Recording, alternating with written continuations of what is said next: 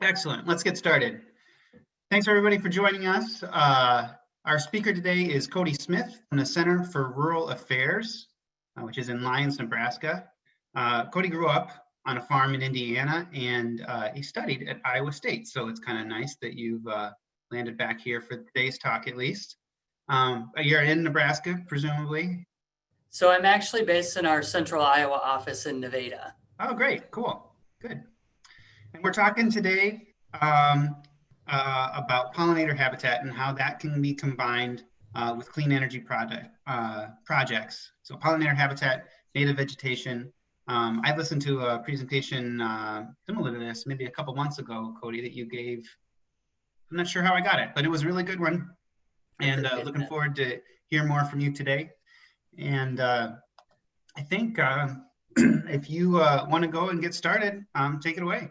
Great. So I'll go ahead and share my screen. And since you saw this before, Joel, it might have some similarities, but I've done my best here to sort of break it up a bit. So let me pull that up. You should be able to see it there. I can see it just fine. Great. And I'm going to expand your faces over here so I can look over on this side. Great. So as he said, my name's Cody Smith. I'm a policy associate at the Center for Rural Affairs. So what I do in my role is I manage our state policy portfolio at the state level here in Iowa. So that includes renewable energy. It includes water quality. We've often focused on wind, solar, transmission, and in addition to that, responsible watershed management, including improved water quality and flood mitigation. So that's sort of where the lens of this all came together from, is I have these two differing areas of work that don't often always seem like they're as related as they could be.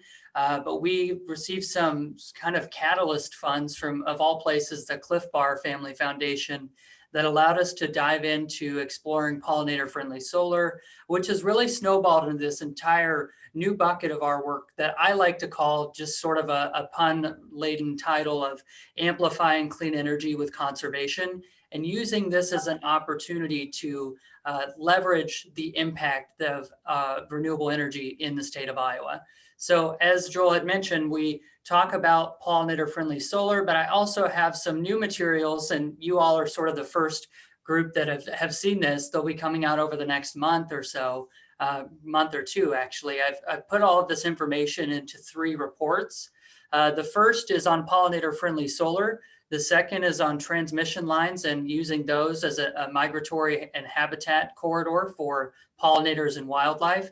And the third is exploring wind energy sites as an opportunity for conservation as well. So what I'm going to do today is keep it really informal. I just honestly put this presentation together this morning just so I could have more of a dialogue with each of you. But I wanted to show you some of the work that we've been doing at the center and share with each of you how you could play a role in that work and expand these practices in the community that you all live and work in. So I want to start by talking a little bit about wind energy in the Midwest. So what I've done is look at all of this from a Midwest perspective. So when we look at the kind of state of play of the wind energy industry in the Midwest, across the 11 states that I consider the Midwest, the only one I left out is Kansas in this calculation. Apologies if you're from Kansas and have a strong view on that.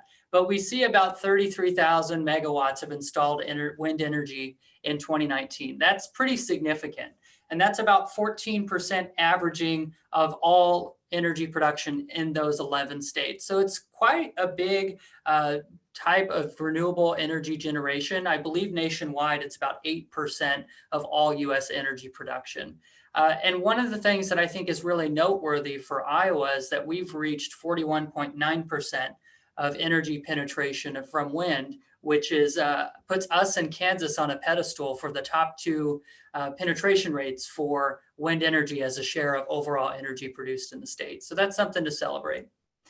And of course, we talk about renewable energy as economic development. So the way that I like to put this is that renewable energy policy is economic development policy, especially when we look at rural communities like the ones that you all work in. So moving forward, looking at it holistically, we see about 40,000 to 51,000 jobs just across those 11 states again. We also know that Iowa is poised for extreme solar growth and has been in the midst of an unprecedented solar boom over the last couple of years. And when we talk about solar energy, we think about residential solar, which are the panels on rooftops meant for on-site usage. And then maybe if you're lucky, you can send some back to the grid and get that net metering rate for that.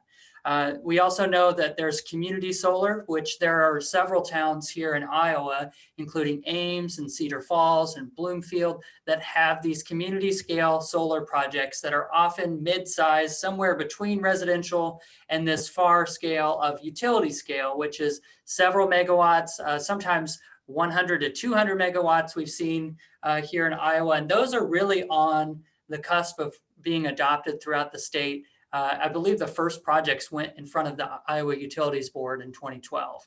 So we're really right in the middle of all of this. And so when we're looking at it, analyzing, I clicked the link there, analyzing that growth is a really important way that we can frame this as an opportunity for conservation. I've listed out some of the growth by states here throughout the region. So 27% growth between October of 2018 and 19 here in Iowa. I think it's very notable.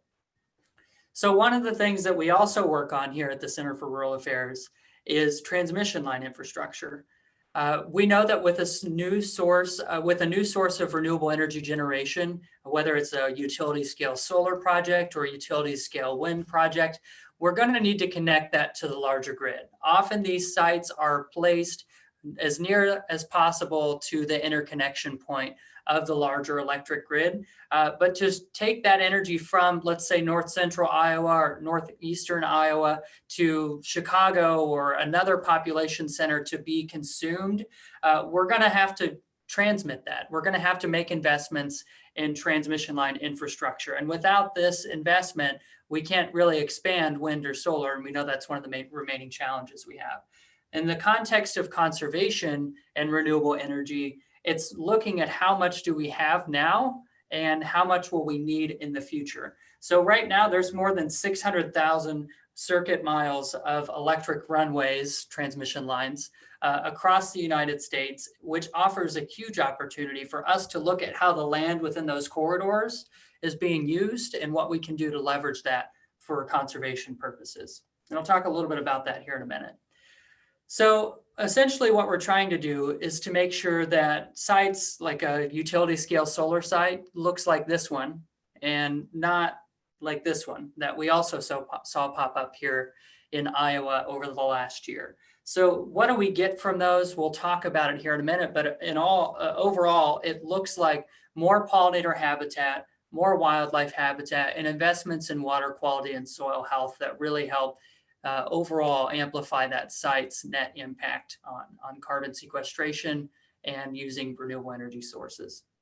You know, when we look at transmission line infrastructure, I actually snapped this photo last week just south of Ames, Iowa, which is near where I live. And you can see that transmission lines are going over a cornfield. You've got the wind placed right there. Oftentimes in Iowa, underneath these transmission lines, we see that it's farmed and the utility companies or the owners of the transmission lines don't actually restrict what's going on underneath of them, which is why you see a lot of farmland underneath of them. One thing to note is that they are regulated under the Federal Energy Regulatory Commission, or FERC, for how tall the vegetation can be. But other than that, they really have no restrictions for landowners on how to use that. So they can't have tall growing trees. They can't have anything that could potentially fall on the lines, which is why you kind of see them cleared out most of the time. But on private lands, which is often viewed as a last resort for these transmission line developers as opposed to public lands, this is sort of what it looks like is the norm here in Iowa. So what can we do to leverage this corridor that farmers are already working around to invest in conservation is something I've been looking at. So why not, underneath those transmission lines, invest in something like a prairie strip? Prairie strips are a product of research at Iowa State University, between 30 feet and 120 feet in average width, and they can go for miles and miles. One of the things that's really a new development that's particularly interesting for our work in this space is that as of last year, prairie strips have become an eligible cost share practice under their conservation reserve program. And what that program does is it takes marginal land out of agricultural production and puts it into vegetation that achieves other goals. So it produces something else other than corn by producing wildlife habitat for pheasants and quail, producing pollinator habitat for bees and other pollinators, and also conserving water quality.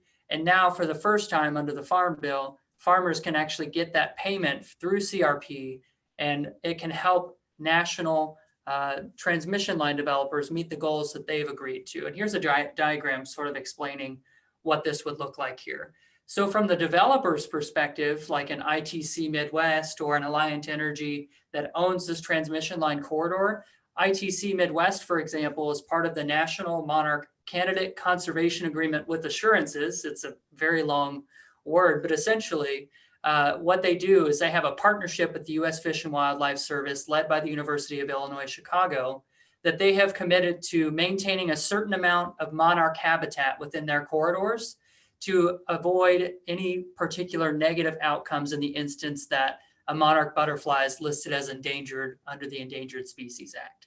So essentially they're making commitments ahead of time so they get that regulatory certainty whether or not the monarch butterfly is listed as endangered. So if there's any questions about how that works, I'm happy to answer them too. But this practice using private lands and investing those prairie strips throughout that corridor actually helps those developers meet that goal that they've committed to at the national level. So this is something that we've proposed. It's a new idea. We haven't really had anybody else bring it up too much, but we have worked with USDA, we've worked with developers, and we're hoping to get some private landowners on board. That way we can continue to promote this practice, because if you look at it, 600,000 miles of circuit miles of transmission lines could really have a huge impact. Obviously, it's going to look different in Arizona than it would in Iowa or Indiana, where I'm from, or other states here in the Midwest, but the opportunity remains and will continue to be an opportunity that's going to grow to have these prairie strips within these corridors, and we're excited for that. So then the third part that I wanted to mention was just looking at wind energy as an opportunity. I snapped this photo near O'Neill, Nebraska about 2 years ago, and I found it really interesting that the farmer had decided to use the easement land between the wind turbines to grow alfalfa.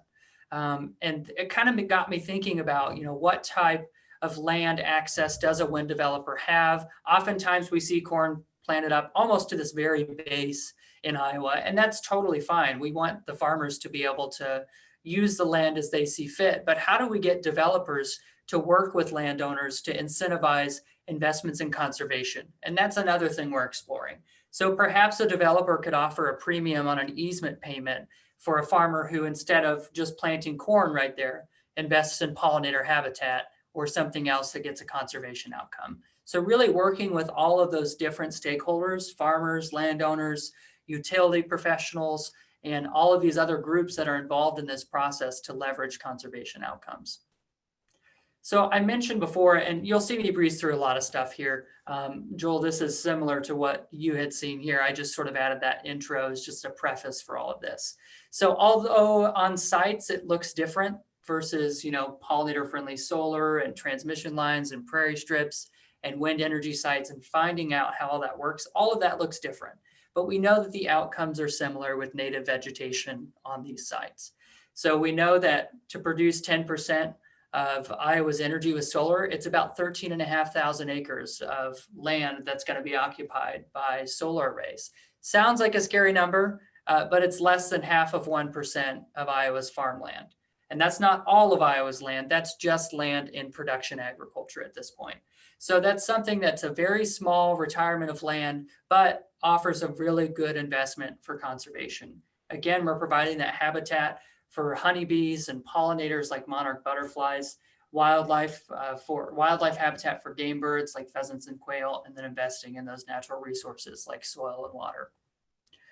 So I pulled out some data here that I'll just kind of breeze through that I think is really important to note as well. So this is a research study that was done in the UK about the abundance of bees and butterflies on pollinator-friendly solar sites versus road ditches that just had traditional grasses or invasive species or other vegetation in there.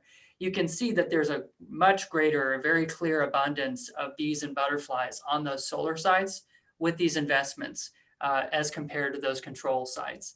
And the strips project at Iowa State University found that with investments in prairie strips, you can see on the right side here, adult monarchs, especially later in the season, were significantly greater in population numbers as opposed to those control sites that didn't have that vegetation.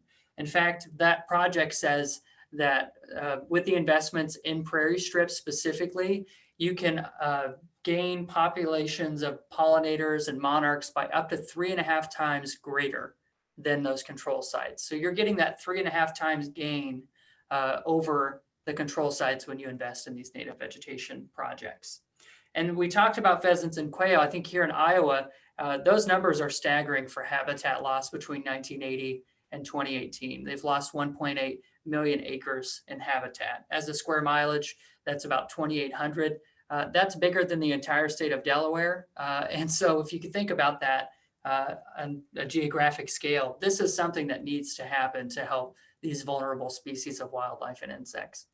And then, of course, I've mentioned the soil and water quality benefits, but I also wanted to point out that there's a 40% peak flow reduction or peak stream flow reduction with investments in native vegetation too. So perhaps there's an opportunity for us to reduce flooding impacts by putting this type of investment on our renewable energy sites as they surround communities or elsewhere throughout the watershed to figure out how do we leverage this site for all of these varying benefits, again, amplifying that site. So I wanted to point out too that it's not just a one-sided benefit for everyone. It adds value to the project for every stakeholder that surrounds a project. Surrounding producers of vegetables get increases in yields. There's research to demonstrate that. Surrounding beekeepers get heavier hives, and that's demonstrated in the strips graph on the bottom here.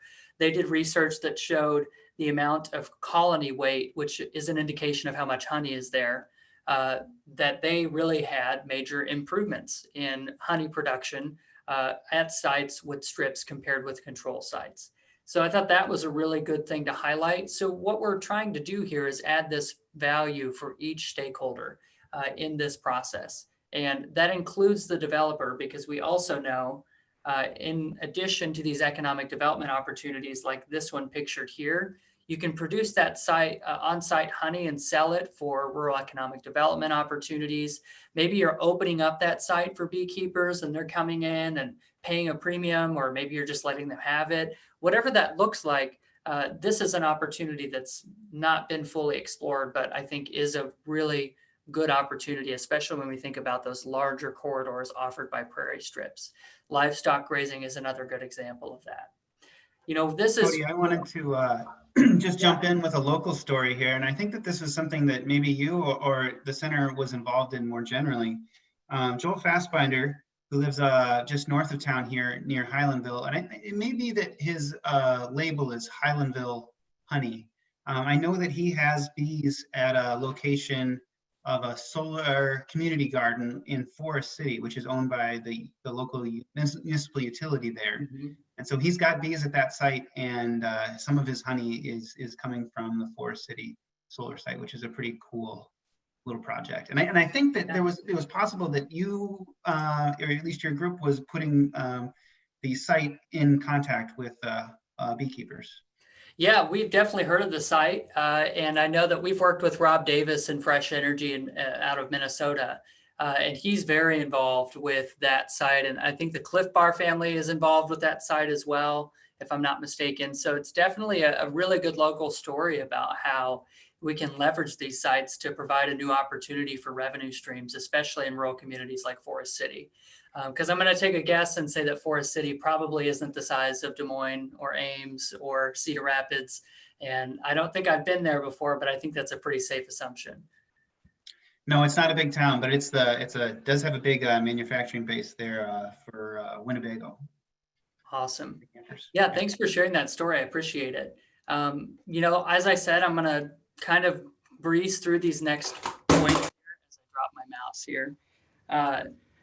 These next slides are more practitioner focused. So they are Let's say you're a county supervisor considering writing an ordinance that includes pollinator-friendly solar components, or let's say you're a project developer that's considering the adoption of this practice on your site. These are the things that they need to consider. And I'll kind of glaze over these just for the sake of our dialogue today. But if you have questions about them, or you notice something that you have questions about throughout these slides, feel free to either stop me on each one or ask at the end.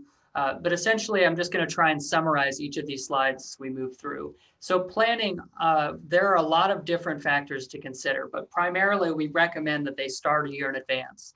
They need to figure out who are their sources of expertise, what does their site look like, what are their site-specific conditions, whether it's soil type or moisture throughout the year, a number of different things. Is it currently in corn production? So when that's out of there, it's just going to be bare soil, or is it existing prairie? So do you need to manage for that? All of these other factors, planning for a year in advance is kind of our rule of thumb here. And the University of Northern Iowa has a great seed and service provider list that I've linked here for those developers to consider. So evaluating the costs and benefits, I mentioned before that this isn't a one-sided benefit. When we look at what are these costs for developers, the key variable is the project size and the number of acres that it covers, and that's going to determine how much it costs them. But research from the Department of Energy's INSPIRE study by the National Renewable Energy Laboratory shows that the developers can save about 3 times the amount as compared to managing a traditional turf grass site. So that means by investing in pollinator habitat, they're saving up to 3 times on their operation and maintenance costs, just over 20 years. So you can imagine how that would be an appealing number for a developer. So not only are they adding all of these benefits for the surrounding community, they're also saving on their own operation and maintenance costs. Obviously, with solar energy, the amount of height between the ground and the lowest tilted edge of a fixed system would be that kind of window that you have to work with vegetation, because you don't want to shade it with too tall of vegetation, but you also want to make sure you're getting those values for pollinators and for wildlife. So seed mixes that include shorter growing prairie grasses can also, grasses and forbs can also help mitigate that, unless you want to do strategic mowing, which just means you're mowing along that lowest tilted edge a little bit more frequently than the rest of it. There's a lot of different ways that we can do this. And when we look at sites, I'm sure we've all seen these sites with chain link fences around with barbed wire. A lot of these utility scale solar projects, the reality is if somebody wants to get in, they're probably going to get in. So why don't we have a fence that offers the security, meets the National Electric Code, but also facilitates the movement of wildlife both inside and outside of that facility. So that's what's pictured here. It's called deer fencing. And we recommend that for these sites as well. And it also just happens to fit that rural character a little bit better and is a little bit less of an eyesore for folks worried about that. And again, striking that balance between quality and height really helps them equalize those costs. The seed mix selection, I mentioned a lot of these factors that go into that before. We know that there are special considerations for wildlife versus pollinators, and those are displayed here. But what we try to do is encourage them to, again, plan in advance, set a goal. Are you trying to make habitat for pheasants? Is that your main goal? Are you trying to make habitat for honeybees? Is that your main goal? That will help you decide what you need in your seed mix. This is an example we put together for a solar site here in central Iowa that we've actually shared with the city of Ames on their community solar project. And fingers crossed, they have committed to implementing this on their site. So we'll see how that goes. We may have a test site here in the state of Iowa. So seeding, there's a lot of different methodologies here. Again, this is probably, to be a little bit punny, in the weeds for this group. We don't necessarily need to go through all of this, but there's a couple different things that I wanted to note here, especially for the work that you do as an energy district.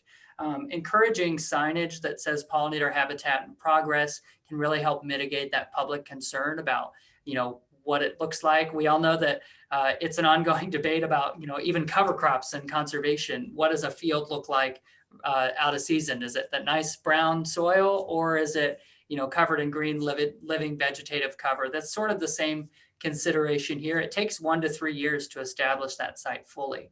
And after that, it's pretty low maintenance. But during that time, there have been a lot of case studies that have shown us, especially in Minnesota, that this type of signage can help with that. So managing is another thing here. I just mentioned the establishment period of years 1 to 3, potentially 4 years. That first year, they're going to mow a lot more. Year 2, they're going to have a little bit less mowing, just kind of as needed by gauging what that ratio of invasive and undesirable species and then native and desirable species is. So for example, if you look out and your site is full of Canada thistle and you don't want any of that, then probably a good time to mow. But if you look out and it's full of something more desirable, like an oxeye daisy that provides, nectar and floral resources for honeybees and others, then maybe it's not the best time to mow. Designing and planning for a project that requires that minimal mowing will again ensure those cost savings for developers. So this is something I think is particularly important for this group, is how do you promote this practice within your community as an energy district? So one of the things that I look at in this role is how does policy play a role? So when we kind of look at the big picture in Iowa, cities, counties, and states really have the opportunity to work together to promote this. Community solar projects are often set within city boundaries and are the result of municipal utility investing in that project. That's in fact the only way we can have community solar here in Iowa at this point, is if a municipal utility or an REC invests in that, or a utility itself, like a Mid-American or Alliant Energy. There's not sort of that external option. So working with city councils, working with the county board of supervisors, whatever that looks like for that community solar project, that's a really good opportunity to make that investment. Example again would be the city of Ames or city of Cedar Falls here. Counties in Iowa have unique authority to set zoning regulations for renewable energy projects here in Iowa, and we've actually developed draft ordinance language that allows counties to require this practice and allows developers to actually pay for that inspection up front, and so that they have this investment in conservation on all utility scale solar projects in their county. One example of a recent success with this is Webster County, Iowa. So they actually just adopted an ordinance within the last few months that includes language that requires pollinator-friendly solar plantings in consultation with one of their local sources of expertise on native vegetation. So it could be their county conservation board, it could be their local soil and water conservation district, all of those local areas of expertise that will really help them make these investments and do it in a way that provides the most possible value and greatest return on investment for pollinators, wildlife, and surrounding stakeholders all together. There is an interesting role for states to play as well. I would love in the perfect world to see a pollinator-friendly solar program in the state of Iowa. Minnesota has a really good example. They have a habitat-friendly solar program, and essentially what it does is it authorizes their Board of Soil and Water Resources to maintain a scorecard for developers to follow, and counties can opt into that process. So they can require that scorecard criteria in their county ordinance, and then developers are required to meet that, and they get a certification and that publicity for making that investment in pollinator and conservation. So that's sort of the pollinator-friendly solar side, and mixed with the prairie strips and transmission lines side of it, as well as talking about that renewable energy opportunity generally with wind, solar, and all of it combined. There are so many things that we have the opportunity to explore. And as I said, a lot of that research and justification and practitioner-focused guidance will be coming out from the center in the next couple of months. So I'm happy to share that with this group. But I wanted to note some of these other resources where you can find information on native vegetation, on pollinator habitat, and specifically how that fits into pollinator-friendly solar. I'll also follow up with a couple of resources that we've developed as a result of this work, including a step-by-step guide for communities considering pollinator-friendly solar, our draft ordinance language that I mentioned, and then our overall solar siting guide, which we developed with the Iowa Environmental Council for county officials to follow as a roadmap for best practices for solar ordinances in the state. So those are some of those things that I'm really excited to talk more about. But I wanted to make this more dialogue focused, as I mentioned. So I wanted to hear what questions you have about pollinator friendly solar or about transmission lines and prairie strips, and figure out, what are the questions that you all have about how you can implement this practice or what challenges you see. So thank you. Excellent. Thank you, Cody. Appreciate your sharing with us. And, we actually had one question already just talking about, will you share the slide deck? If you share that, are able to share that with me, I will make sure that we have it posted on our website. We usually share a recap of our presentations as well as posting a video of the Zoom.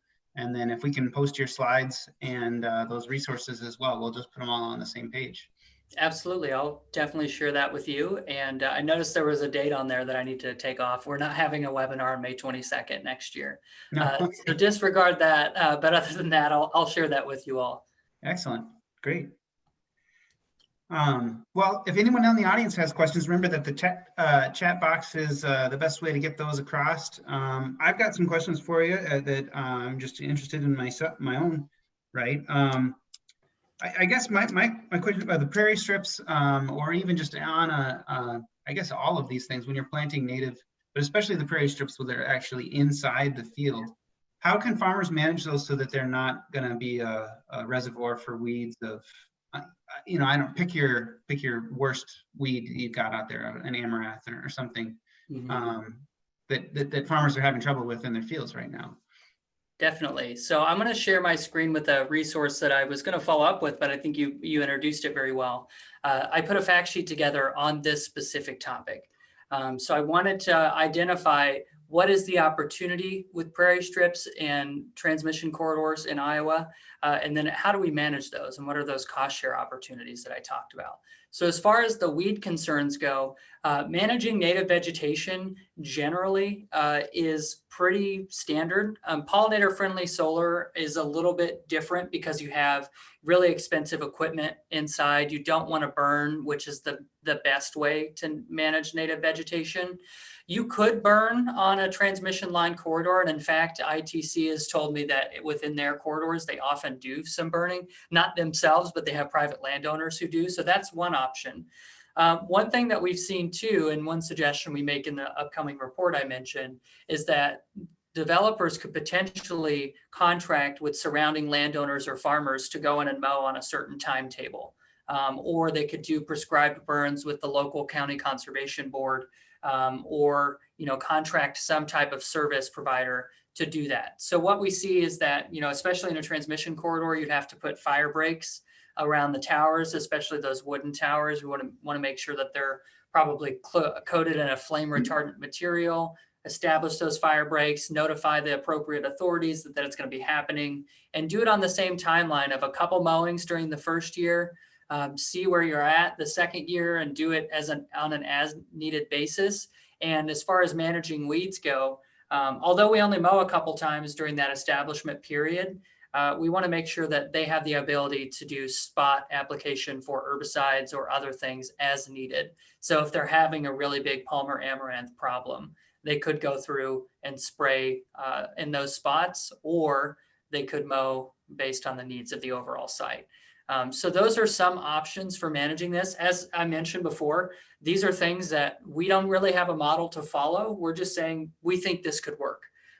We think that this could be another rural economic development opportunity for those farmers or landowners that have a certain stretch of that corridor. Another thing to think about too is, some of these corridors are hundreds of miles. So the prairie that's in there is going to look different in Northwest Iowa than it would in Northeast Iowa. And so how do we plant something that's not just county by county, because that's kind of a nightmare for developers, not just parcel by parcel, because that's a nightmare for everyone. So what are we looking at here to make sure that we have sort of an ecological gradient for seed mixes? So one of the ideas that we propose is looking at NRCS's, the Natural Resource Conservation Service from USDA, their major land resource areas, which are essentially different soil types on a map. And there's, I believe, 50 in the state of Iowa. Maybe that's wrong. I'm thinking watersheds. Don't quote me on that, but I have a map of it that I'm happy to share. But essentially, they're landform regions that have similar soil and water characteristics that make it easier to plan. So as far as managing seed mixes and weeds go, there are some things to be worked out. But I think, there are spot herbicide applications that are possible, the mowing timetables and contracting with surrounding landowners and farmers could be a really good opportunity for not only managing the site, but also leveraging it for rural economic development. I have another question. I just think maybe I remember this from a previous reading somewhere, but is there some data to show that the prairie planted or pollinator planted solar actually does have a slightly better energy production because of the cooler microclimate?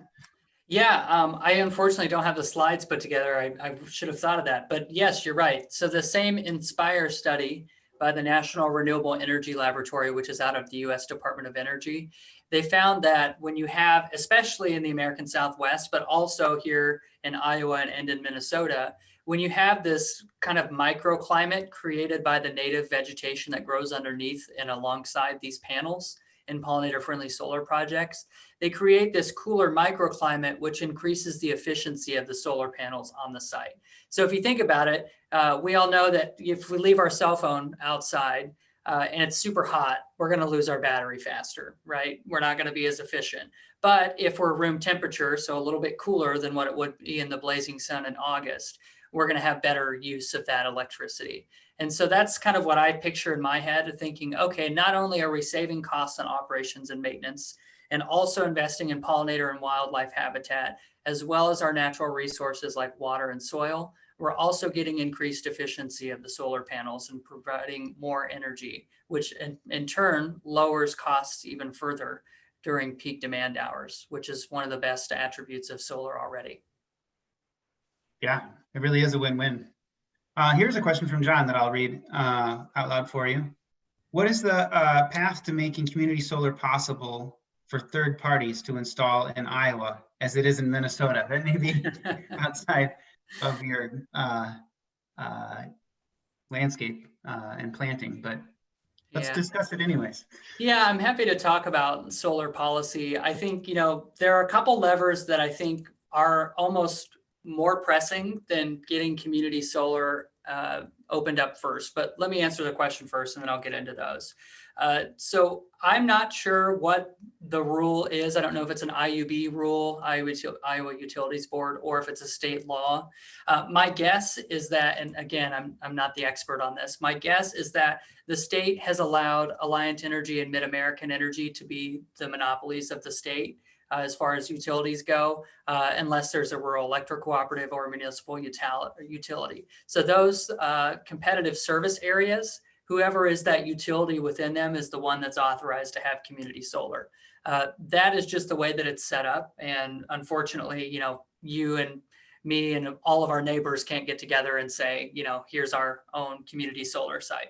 My guess is that it has to do with how that is set up and how the Iowa Utilities Board determines who's a utility and who's not. So that's my assumption there. As far as getting that opened up, I think that there are a lot of territorial and political barriers to that. And I'd be happy to talk more if you have any ideas for how to do that.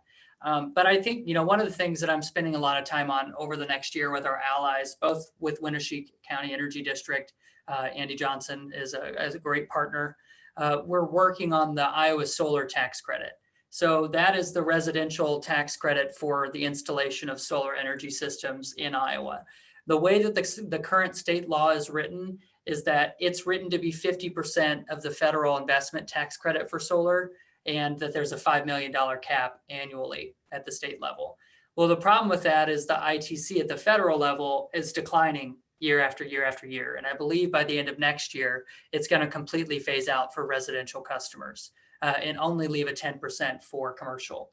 So what that means is the way that our state solar tax credit is written is 50% of zero is still zero. So we need to make sure that we're decoupled from that federal credit And we also need to make sure that the waiting list, which currently actually is just mind-boggling to me, with that $5 million cap that we currently have, there's a waiting list of folks who have already spent the money on solar systems and already invested that money into the economy that are waiting on that list to get that money back. And that list is so long that it would take until 2022 to even get all of that money back because of that cap. So what we need to do is we need to have our state lawmakers decouple it from the federal credit and make sure that Iowans are saying we still value solar energy no matter what the federal government is doing. And then 2, raise that cap to a more reasonable level that reflects the investment that's actually happening in solar energy across the state. So when I look at solar energy policy, I think the tax credit is the biggest thing, but also responsible siting at the local level, which is why we put together that solar siting resource guide with Iowa Environmental Council. And I'm happy to always get into more siting details if necessary too, but I'll stop and see if we have any more questions. Here's one from Colin. Do you have any ideas or thoughts on other mixed use like for solar sites, like animal grazing? Yeah, so I grew up on a sheep and cattle farm. So I am a huge sheep nerd. I will say that. I proudly wear that badge of honor. And so one of the things that I've seen throughout this research, both borne out in actual practices, but also just kind of contemplating which species of livestock are best suited for this, is that sheep are best suited. And let me tell you about why. So goats, if you're familiar with goats, they love to climb, they love to chew, they love to jump, and they're very playful animals. So what they saw when they did the goat research was that the goats would love to jump up on the panels and be at the highest point. So they're not only shading it, they're potentially damaging the equipment and then also chewing those intake lines and kind of around the inverter areas. So with cattle, they love to scratch and they love to lean on things. So you might have seen some fence posts that are bent over sideways or some bald spots on the back of cattle. It's because they're scratching on stuff a lot. And so the idea with that is, having that several 100-pound, maybe even 1,000-pound animal leaning on that solar array is probably not the best for that equipment. So that's another consideration. Sheep are sort of the best of both worlds. They're small, they don't want to jump up there, they don't really chew as much as goats, and so they offer the best opportunity to manage that native vegetation. One of the things that's really important about livestock grazing within a solar array is that you need to make sure that you're not overgrazing and that you have a rotational grazing plan. So what that means is if you have a 14-acre site, such as the one here in the city of Ames, you don't want to put 400 sheep in there and just totally blaze everything down and take away that pollinator habitat value, that wildlife habitat value. But you can use grazing as an opportunity to replace the mowing. So this is something else I'm thinking about with the prairie strips and transmission corridors. If a private landowner makes that investment and then wants to graze it, they could put up temporary fencing and add water access and do that. The tricky part there is they would then be ineligible for the CRP payment because they're using it for other ag production. So there are a lot of different factors to consider. But as far as which one's best suited, sheep are definitely best suited. They're pretty flexible grazers. And they really will help cut down on those noxious weeds in there as well. But it's important to make sure that we're rotating it so we don't diminish any value for other types of insects or wildlife. Awesome. Great. Thanks for that question, Colin. That was a good one. Thanks, Colin. I love to talk about sheep. I'm happy to do it any day. It's too bad Heidi's not on the call. Sheep. I wanted to just go back to what John had asked earlier and just mention that Alliant Energy is planning a community solar program of sorts. They have a proposal that's still in the approval process with the utilities board. And so the details of that program aren't entirely clear, but at least from what they've proposed, it certainly looks like a community solar program. And my initial thoughts of it might be that it would not be as good a deal as owning solar outright yourself, but it could be a very good option for folks that are either in a heavily shaded site or just don't have the roof space that they need to provide solar at their own place. So we'll be sure to cover and talk about that program more when it becomes open and let you know what that option looks like. That sounds exciting. I think one of the things that, here in the city of Ames, I live just outside, that they talk about too is, having renters be able to access community solar. And I hope that that's an option there too with that program. And especially here in a college town, in Ames, most people don't live here more than 9 months out of the year, and they don't have that roof space, or they're in a multi-family housing unit, like an apartment building. And so they can't access that. So I think community solar is definitely a really good option. And as far as the native vegetation aspect goes, obviously, if you're putting one panel in your backyard or one panel on your roof, you really don't have the opportunity for investment in pollinator habitat. But if you have a community solar site or a utility scale solar sites, those are typically the two sizes of solar projects that we look at to make this investment, just because of the land area. And I think one thing that I really try to stress in these meetings is that, and it helps me visualize projects too, we might not always know the acreage of a project, but almost always when a project is announced, we know the megawatts or we know the capacity.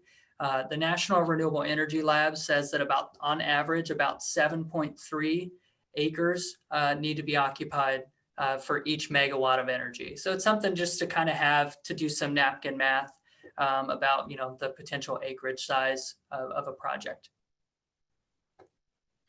Excellent. Cody, thank you so much for talking today. Anything else that you want to leave us with before we head out?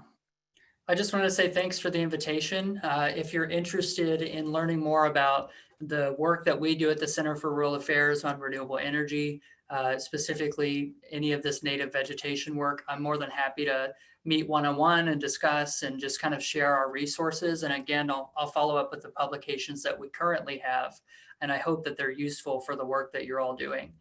In addition, if you want to get involved more in policy work too at the state level, I'm more than happy to talk about ways that I can help you get involved with contacting your legislators or other things like that. And I'm more than happy to have those discussions. So thanks again for the opportunity, and I hope that it was an interesting talk.